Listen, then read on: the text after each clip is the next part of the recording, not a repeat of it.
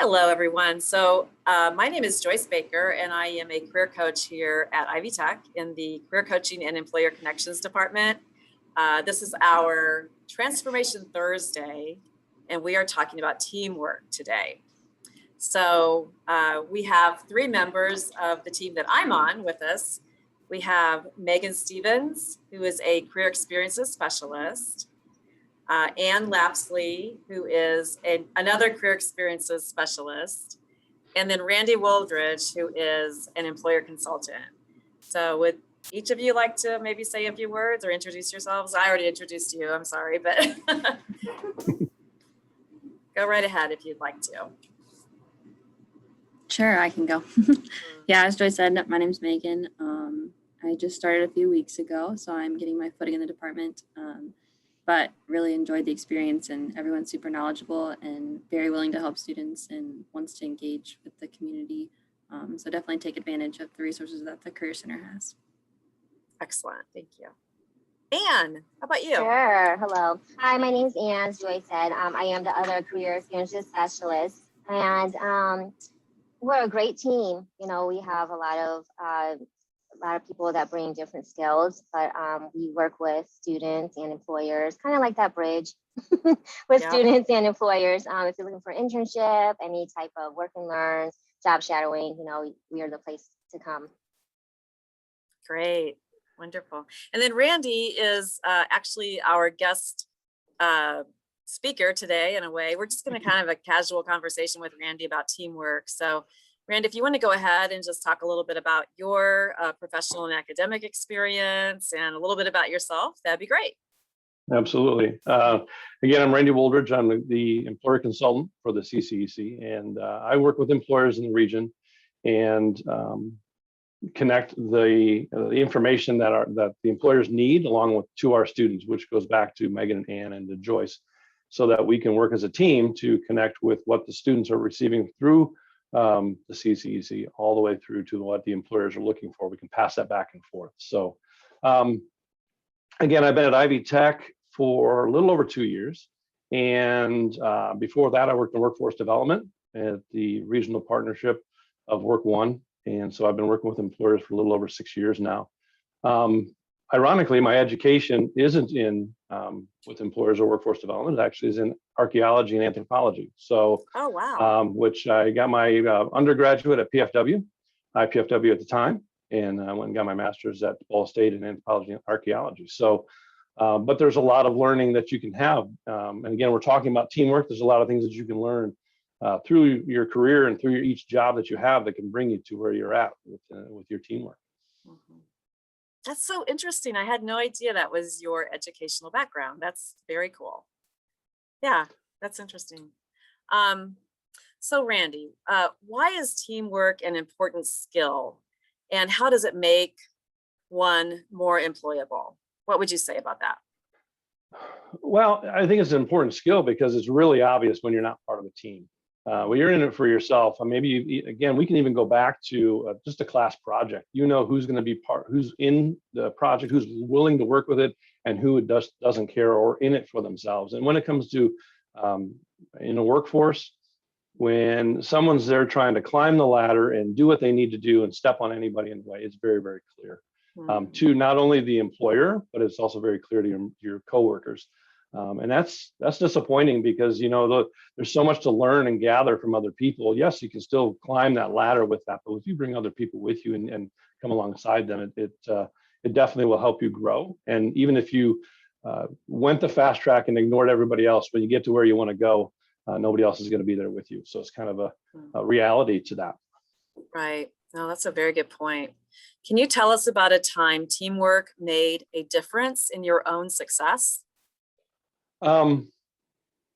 Absolutely, because recently we've actually been working on a project here at Ivy Tech over the last year that was brought forth by a county and our community and said this is something we are looking to do. Mm-hmm. So in that process, I was working with them and trying to develop what we have at Ivy Tech to meet that need. And in doing so, communicating with our team in our weekly meetings, sharing out what we're doing, our boss was able to share, Joe was able to say, hey, what about this or what about that? And so that gave us an opportunity to check in with somebody else. So his insight, not being in the project, but just seeing it from the outside, was able to share, maybe we could try this avenue. And in doing so, we reached out to another department here at Ivy Tech. They brought their skill set and their knowledge that we really hadn't even connected with to this entire project, which made it develop into a better project and better resource for our community. And in doing so, now we are able to, here we are a year later, implement that. And it is a better product that we're providing for that community from Ivy Tech. And so by listening and sharing with other people, we were able to, as a team, somebody might have knowledge that, again, I didn't have what we could do. And then obviously when that person was brought to the table, their knowledge then was added to the project. And so then we were able to develop a better program that we provided to the community. So I think that in itself, being open to understanding what is the mission, and then realizing that as a team, everybody brings something else to the table. If nothing else, it's just that, we may talk that naysayer, but that's somebody that's saying, hey, let's throw some caution to this. Let's make sure that we're thinking outside or larger scale than maybe what you are. Because, when you're in a meeting or in a project, you're focused. And how does that turn out when somebody else can look at it from the outside and say, well, what about this? And don't forget something that could make this project stumble. Okay, yeah, that's excellent. I know that we all have different strengths, and when we combine as a team, we can use those strengths to really support the entire team. Absolutely. So it's a good point. So, this is a little bit along the same vein, but what would you say makes a team function successfully? What are some things that you've noticed and you believe really add to that success? Well, I think kind of as I applied before, I'd say communication, communication and openness. Again, as you said, Joyce, we need to look at, everybody brings a different strength. So in doing so, we have to allow them to have a voice. We need to listen to that. Again, it's just as a group, when you share, we've all worked on group projects. Everyone may have a thought that they want to bring. And I think that's very empowering if you let that voice come out. And I would also have to say that building trust and building the opportunities in a project, or knowing the common vision, is really going to be also, we hear so many times, what's the why? Right. Why are we doing what we're doing? And I think there's a lot of goals that can come directly because of that. If the team has a shared vision, we understand what we're trying to accomplish, then we can use those different skill sets to come together.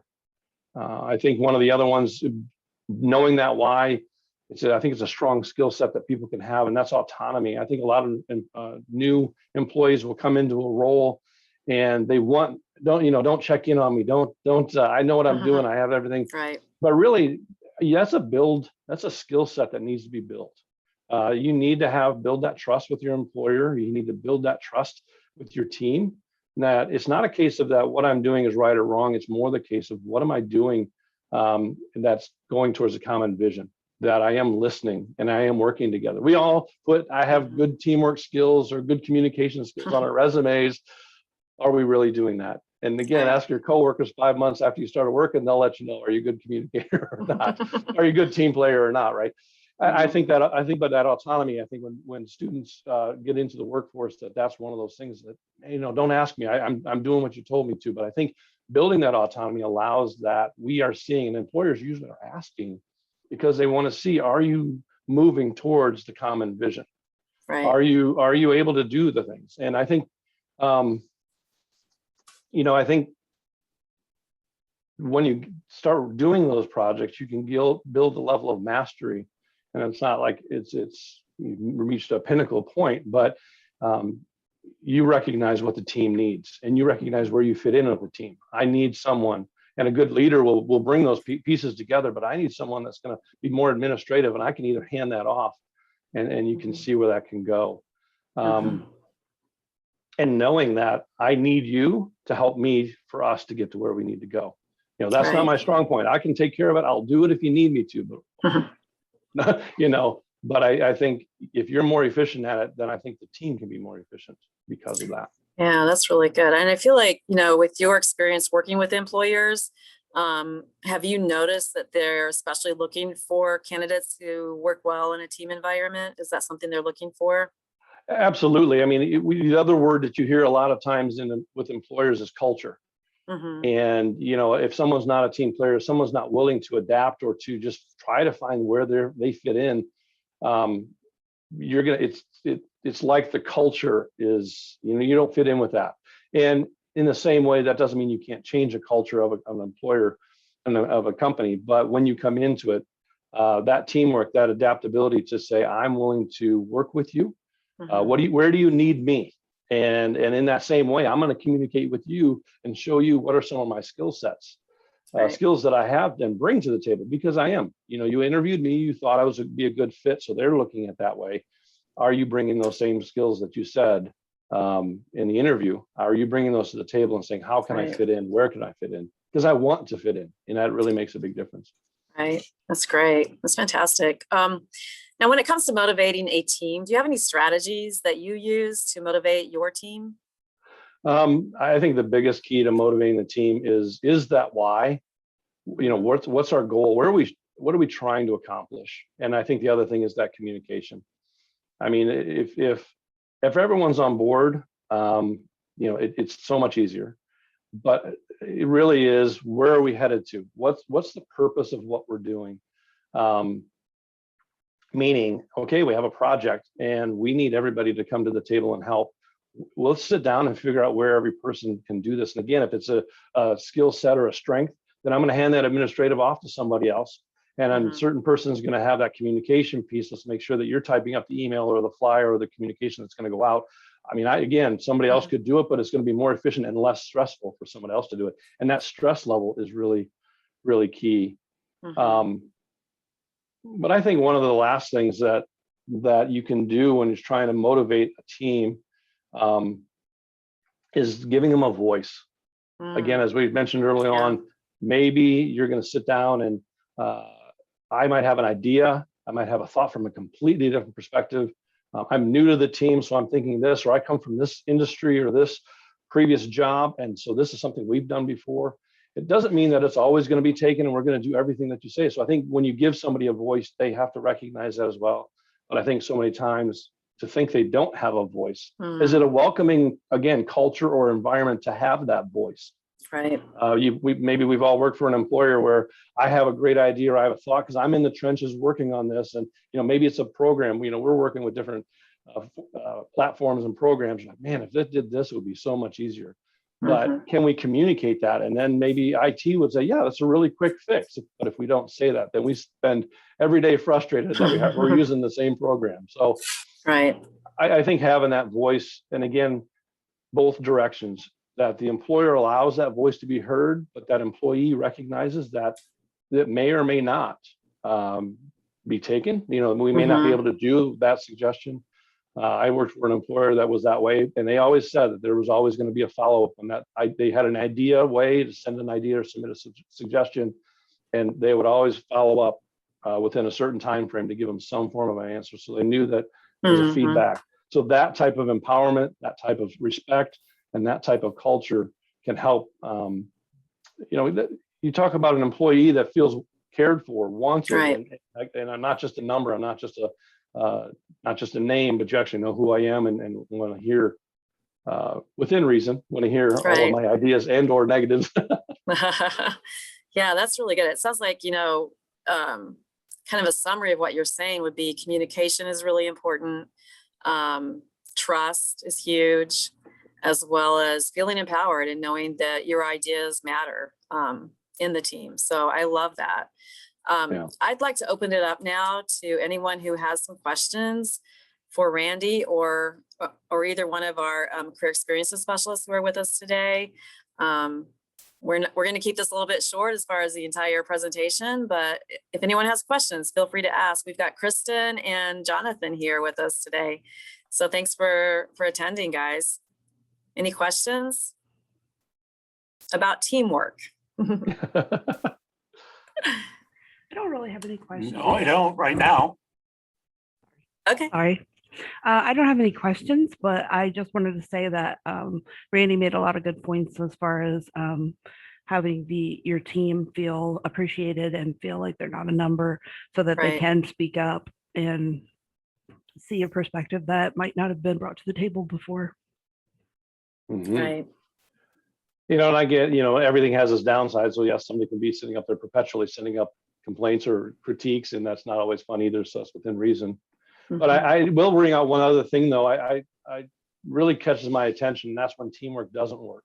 Hmm. When can teamwork not, or when does not having teamwork at an employer, in a project, or in a group, when is it a negative, or how does it do that and hinder the project? And I always talk about like handoffs or next steps. If we were, I think a lot of people have been in some category in their life, maybe part of a team, whether you're in a band, when you're in school, or maybe you're on any kind of sports team, maybe you're on a project. Look at someone building a house. If the electrician comes in on day one, he's not going to be ready for where they need to be to do. They need the foundation. Everyone has a step and everyone has an order. If you're in a band and you're playing the music and you played it perfectly, but you're not playing it with everybody else, it makes the whole picture doesn't work. Yep. And let me do one more sports analogy. Let's call it basketball. Basketball has plays, and you need to be at a certain place at a certain time. And if you're not where you need to be, then your team's expecting you to be there, and you're not. So when you go into the workplace, that same thing holds true. We're all trying to do this. We kind of look and see, when can we hand off? Where can we do this? Maybe I give you a deadline, or I need a deadline, and I'm building in some cushion to that. But if someone doesn't meet a deadline, that changes everybody else's deadline. Right. And that's not only just, am I a good team player, but not only am I part of a team, but do I have respect for my team? That doesn't mean that doesn't happen. Doesn't mean that there aren't issues, but communication and knowing that I'm willing to do what I need to do to help the team. And that's part of it is but when you don't have that breakdown of communication, that breakdown of expectation, and that breakdown, it really does change how the complexion of a project.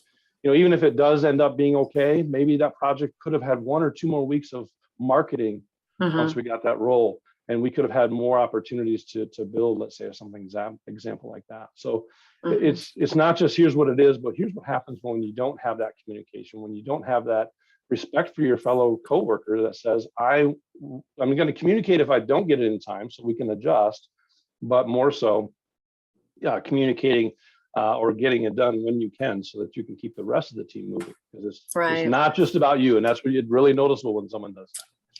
Yeah, that's great. That's a good point. That's excellent. Anything else anyone would like to share or ask about? Thanks for saying what you said. Randy, is there any specific reading material you could point us to about teamwork? I mean, I'm in the construction industry. I work in construction management. We have to work as teams. We get buildings built with teamwork. We do design build, where the owner, architect, and builders work together as a team, as opposed to a design bid building where it's more adversarial, where what's good for one is bad for the other. But do you have any teamwork building reading material you could point us to? That's a great question, Jonathan. Actually, off the top of my head, I don't have anything. I'd love to be able to, if we had an email, be able to connect with you and forward that on as I grab it and get some details to you. Absolutely.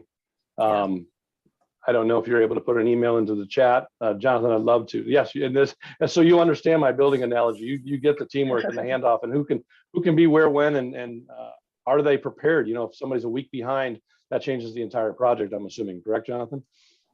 Oh, absolutely. It's complete breakdown if somebody doesn't become a team player and they don't do their part in the job. All along the way, it happens all through a construction project.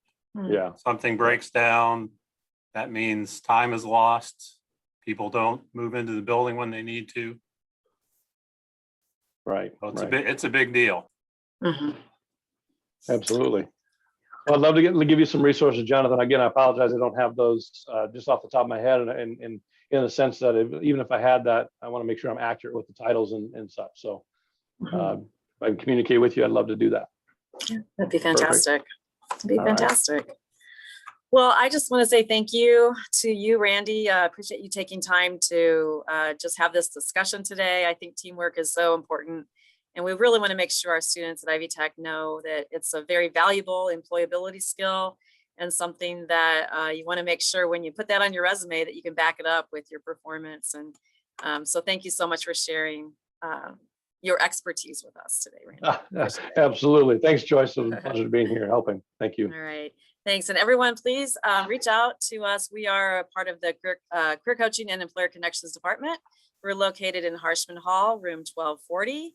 And there is someone here on campus every day of the week. So we're getting back in the swing of things here. All right. Thank you so much. And we will see you next time around at Transformation Thursday. Bye. Thank you. Bye. Thank you.